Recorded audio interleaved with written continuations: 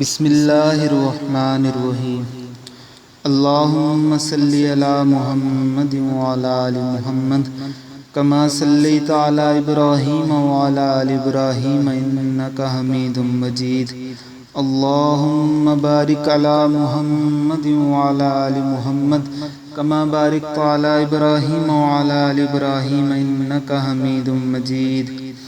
حاملان عرش کو خواب میں دیکھنے کی تعبیر، یعنی وہ فرشتے جنہوں نے عرش کو اٹھایا ہوا ہے۔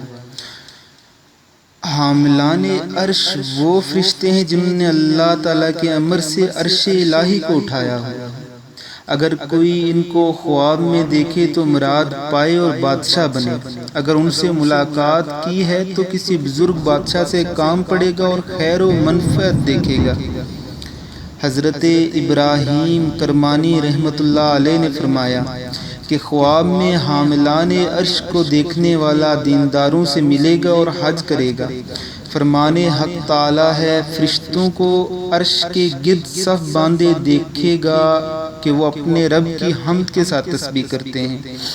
وَتَرَى الْمَلَائِكَةَ حَافِينَ مِنْ حَوْلِ الْعَرْشِ يُسَبِّحُونَ بِحَمْدِ رَبِّهِمْ۔ اور اگر فرشتے اس پر مہربانی کریں اور عبادت میں اپنے ساتھ شریک کریں تو یہ اس بات کی دلیل ہے کہ اس کی موت قریب آ گئی ہے۔ اللہم صلی علی محمد وعلی آل محمد کما صلیت علی ابراہیم وعلی آل ابراہیم انک حمید مجید۔ اللہم بارک علی محمد وعلی آل محمد کما بارکت علی ابراہیم وعلی آل ابراہیم انک حمید مجید۔